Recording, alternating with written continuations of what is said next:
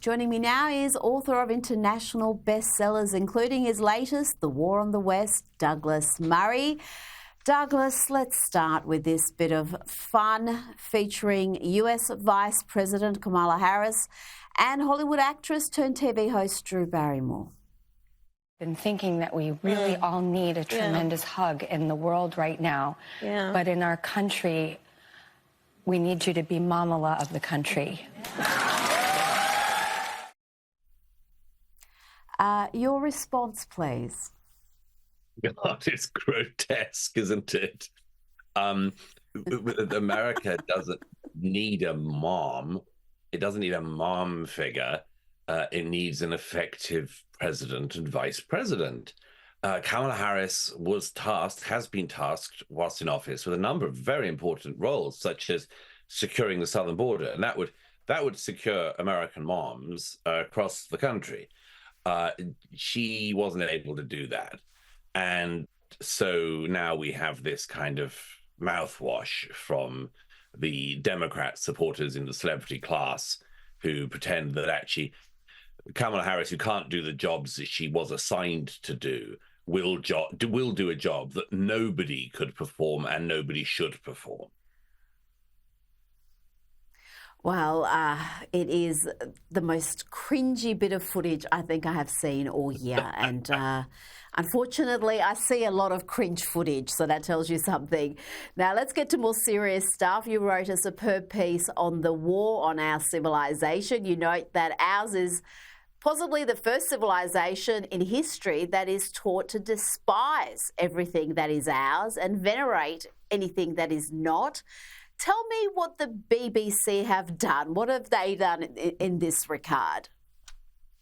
Well, Kenneth Clark, Lord Clark, did this extraordinary series, many viewers will know, in the 1960s called Civilization. It's a 12-part series, and astonishing. It's called Civilization, A Personal View. And it's an astonishingly erudite and informative and entertaining series in which Clark gives this amazing panorama of the dawn of Western civilization right up to the present, and then gives his own thoughts about that for the first time in the whole series. It's a magnificent work of television. Most people regard it as being, the gold standard certainly in educational, informative programming. It's being reissued at the moment. And the BBC's done a couple of things. One is it's given effectively trigger warnings, saying that the series betrays attitudes that are of its time, and which is such a banal thing to say. I mean, everything has the attitudes of its time to some extent. What's the point of saying it? And the other thing it did was to commission Mary Beard, the left-wing academic, to do a sort of framing of it beforehand, in which she, among other things, criticized Kenneth Clark's work for being too Eurocentric. And as I pointed out in the Telegraph, this is such an uninsightful and such a banal accusation itself. Of course, somebody from Britain or Europe is likely, first of all, to look at the world through the eyes that they have. I mean, it'd be very strange if Kenneth Clark had done a series called Civilization, which was centered on looking at Chinese culture through the eyes of a Korean.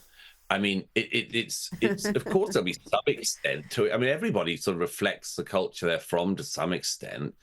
But of course, it's not just that. It's the accusation that anything Eurocentric, Western-centric is somehow especially bigoted.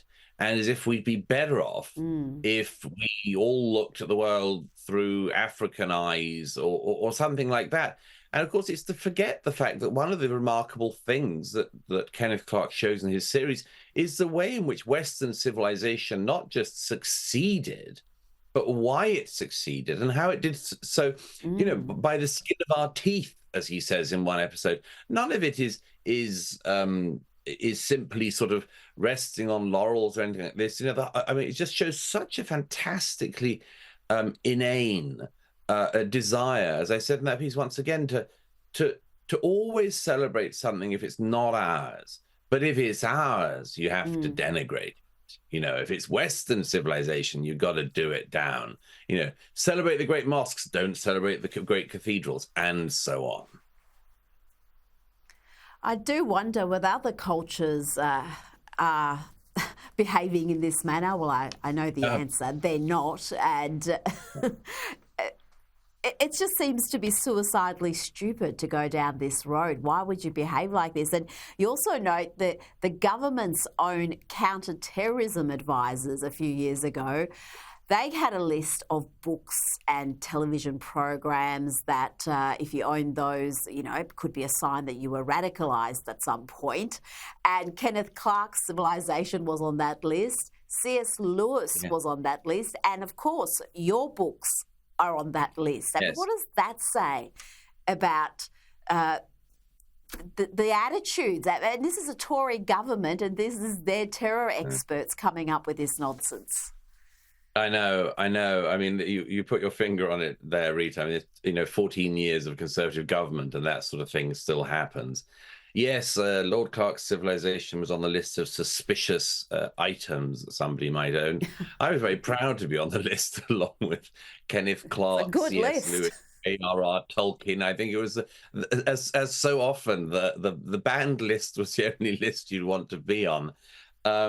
But I mean, no, but I mean, it's serious because it is a reminder of this fact that some of these sort of so-called radicalization and counterterrorism sort of experts have drawn a line around our civilization, which is far, far too close in to the heart of the civilization.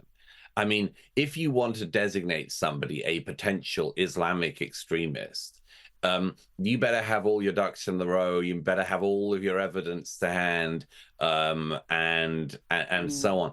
But if you just want to say somebody is a sort of nationalist extremist or something like that, all they got to do is to like have some of the great works, which I'm excluding mine, but I mean some of the great works of literature in the canon.